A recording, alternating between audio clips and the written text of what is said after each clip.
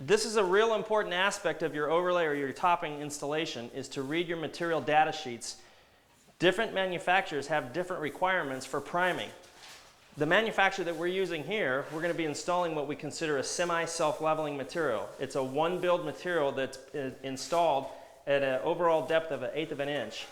They do require an acrylic priming system, which is what we're applying right now. The requirement is to prime the day before, or a minimum of 12 hours before your installation. And then right before you actually install your topping, you put another light mist coat of acrylic primer over. So this system requires 2 prime coats. Now again, the way that we prime using this manufacturer system is significantly different than other manufacturers. They recommend a heavy build of acrylic, even so much so with a mop. So I'm going to be putting a heavy amount of material down to really get it to saturate into the pores of the concrete.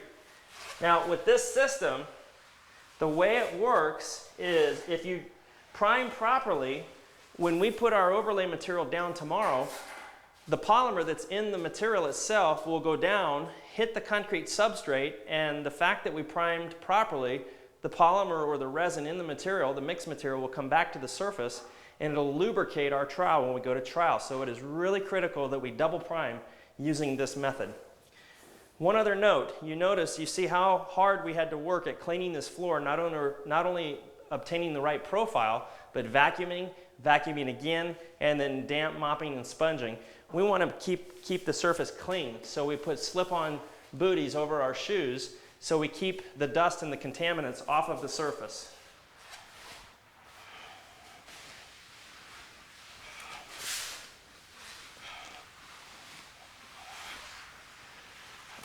This overlay manufacturer recommends 2 prime coats. If you remember, we primed last night or yesterday, and this cured overnight, and now we're simply going to put a mist coat, which is our second coat. It is good practice to go ahead and protect your adjoining areas. We've already skim coated this area right here, so we want to mask and make sure that none of the polymer gets up on adjoining areas. So now the goal is to just put a light mist coat over the entire surface here.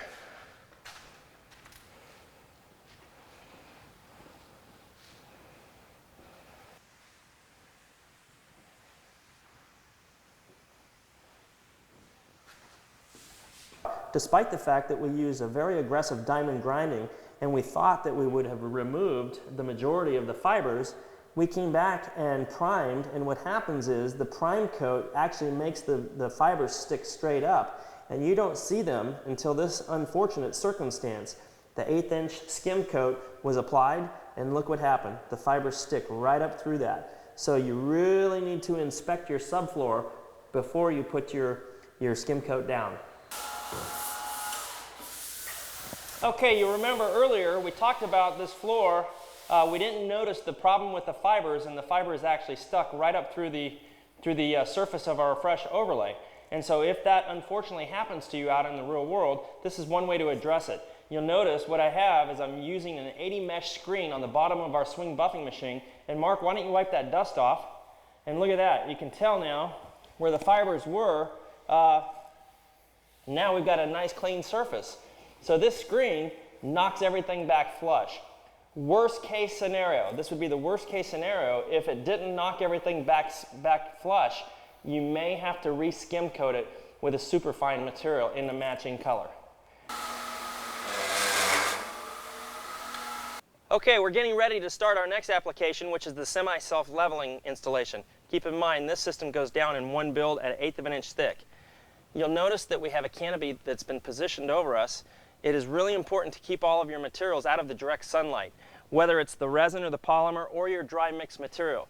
The warmer the temperature is, the faster your materials set. And it is really important with this type of a system, time is of the essence. So we want to keep everything nice and cool. The mixing station is the same. The same rules apply despite the fact using a different system.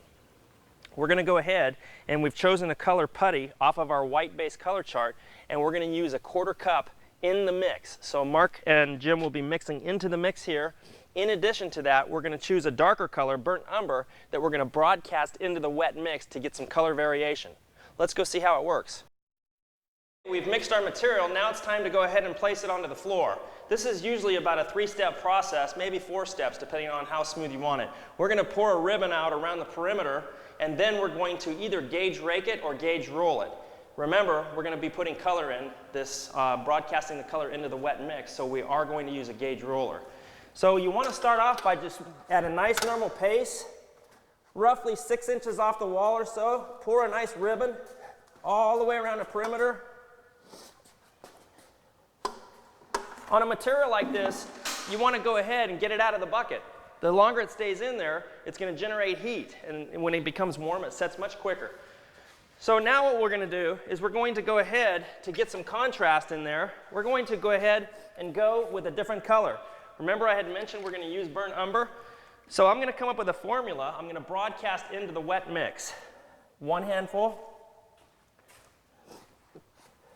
2 handfuls,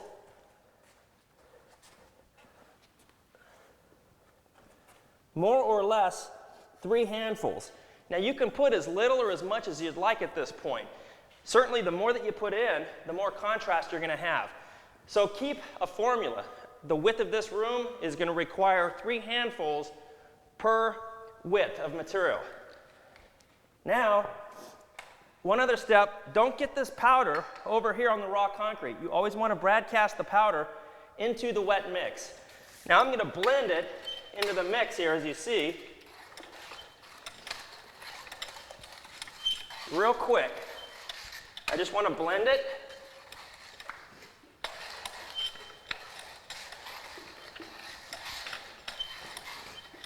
Now I'm going to come back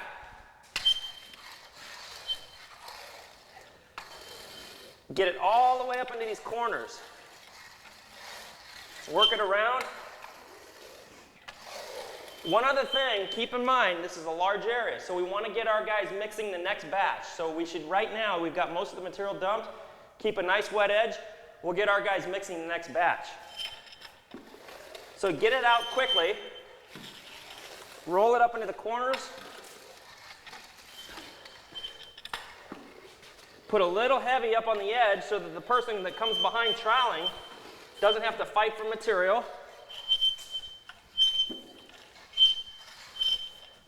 Blend the color.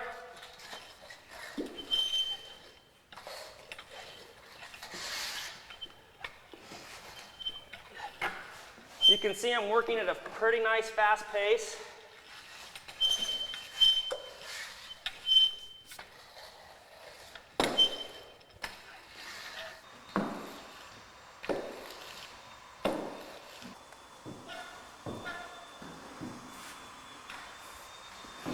Now with a material like this, it's important to work quickly. And the most important aspect of this material is to get it down fast and get the first troweling down quickly. By troweling it quickly, it enables you to level the material out quite nicely. Some applicators prefer a rounded trowel, while I prefer a square trowel. Generally, an 18 to 20 inch trowel is really nice because it enables you to lay the surface down flat. There are some applicators that will skip the first troweling and use a texture roller just to lay it down flat. This is acceptable just to get it down quickly, to lay it down flat. However, I'm a big fan of troweling twice and sometimes 3 times because it gives you a nice polished, very smooth surface. Okay, as you can see, we're working at a fairly quick pace. We want to maintain a nice wet edge. The next step is to work off of these spiked knee boards. When I say spiked knee boards, you can see that they're up off of the floor, so we're not dragging into the material. So while Mike is rolling and coloring, I'm going to go ahead and lay it flat right behind him, and we're going to continue this process throughout the remaining portion of the house. This type of a micro topping does require a certain amount of skill when it comes to troweling. For concrete finishers that have been finishing concrete, the natural tendency is to work back and forth, like in this motion right here. What I like to do is work in one direction or pick the trowel up. You can see what I'm doing is I'm not coming this way.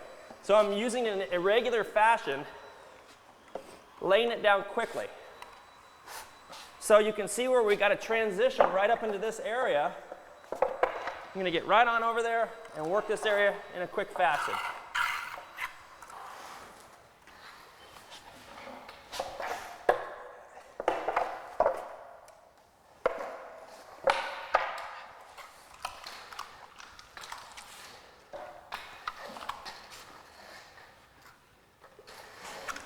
It is important on this first troweling that you get everywhere covered up. Underneath where the baseboard is going, make sure you get all the nooks and crannies.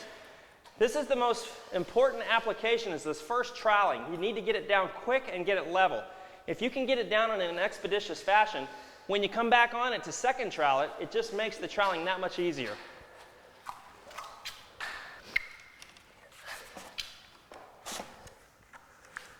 Although not to the extent of the other room over there that we showed you where the fibers are sticking out, despite the fact that we use an aggressive grinding with a 16 grit diamond and we also use the butane torch, we're still getting a few little fibers sticking up, even all the way up through the 1/8 of an inch. So as you can see, fibers can become problematic in a situation like this. As we saw earlier, not a problem. When we sand it tomorrow, it'll knock all the fibers back down level.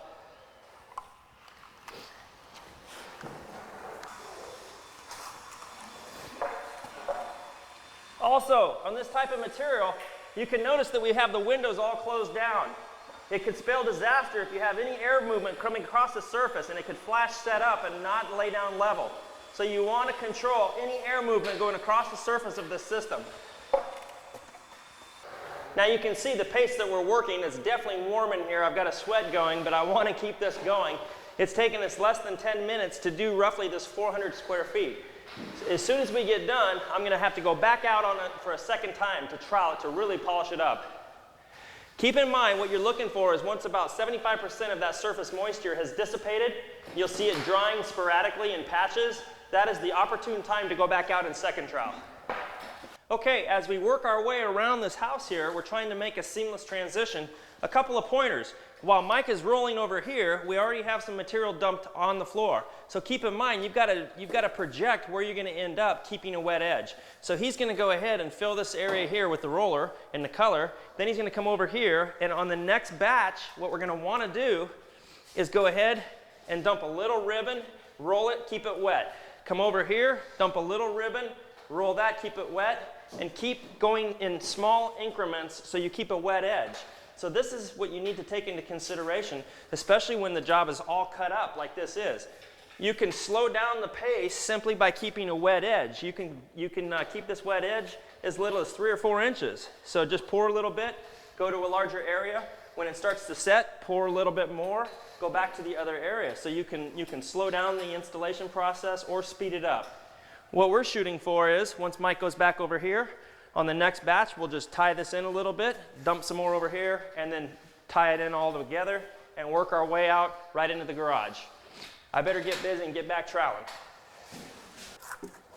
You really need to slow down and take your time on this first troweling and get into the nooks and crannies, get all the way around here. By the time you come back to second trowel, if you haven't filled all those areas, it could be a problem to get the material to get back into there. So take your time when you have all of these cut-ins and cutouts to make sure you get sufficient material around the perimeter.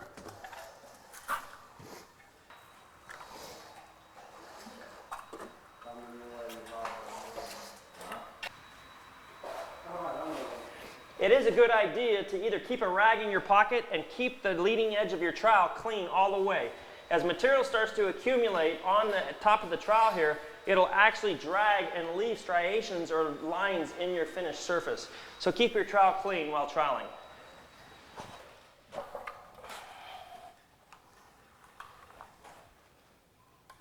Okay, you'll notice here we've got a transition. In other words, we've already poured a previous floor with the semi-self-leveling. So we have it masked off here. This is a real critical phase. You want a seamless transition, meaning you don't want it higher or lower. So what I like to do is start my trowel back here and bring material right up over that edge so you know that it's the same elevation. You never ever, when you're troweling with this trowel, you never want to reach out and start your trowel pattern there. Always start from back over here and finish off the slab. Never reach out and start your trowel pass out in the middle of the open slab.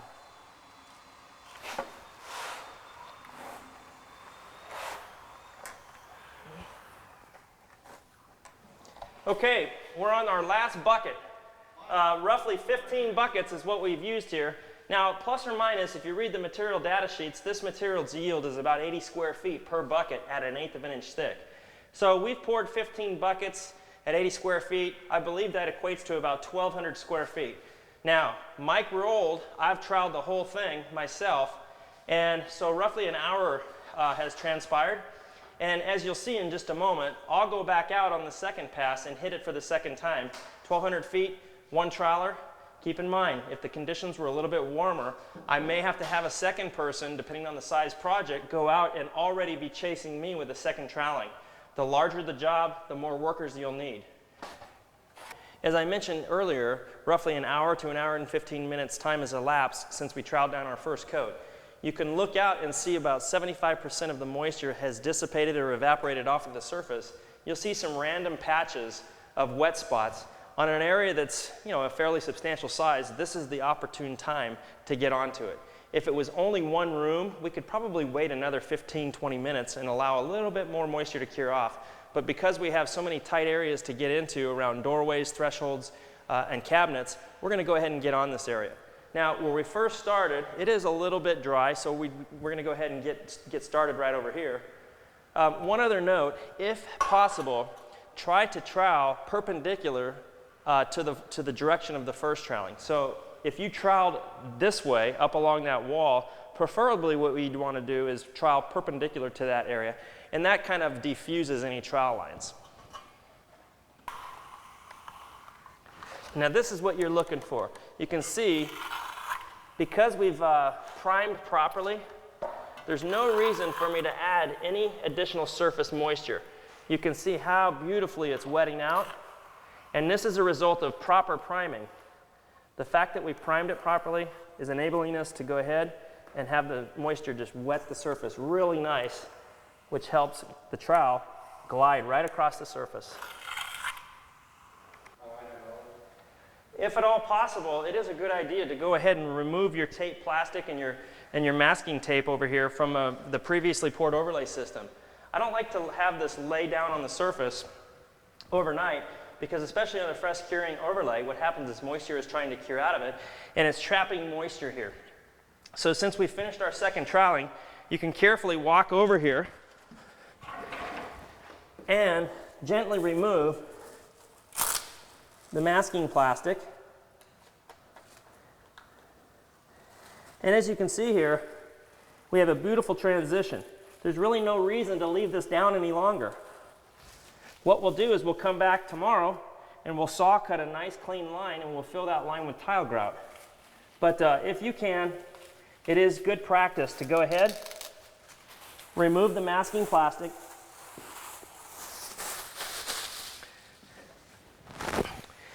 and then simply proceed with your troweling.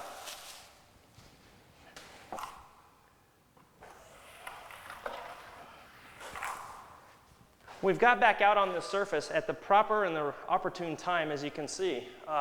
We have just enough surface moisture where the trowel just glides across. We get a nice polished look. If you have an area that's either too light or too dark, keep in mind you can steal from one area, get a little bit on your trowel, and go ahead and blend it in, and then burnish it in. So you can kind of blend the floor as you're troweling on the second trowel to give it a nice kind of a uniform appearance.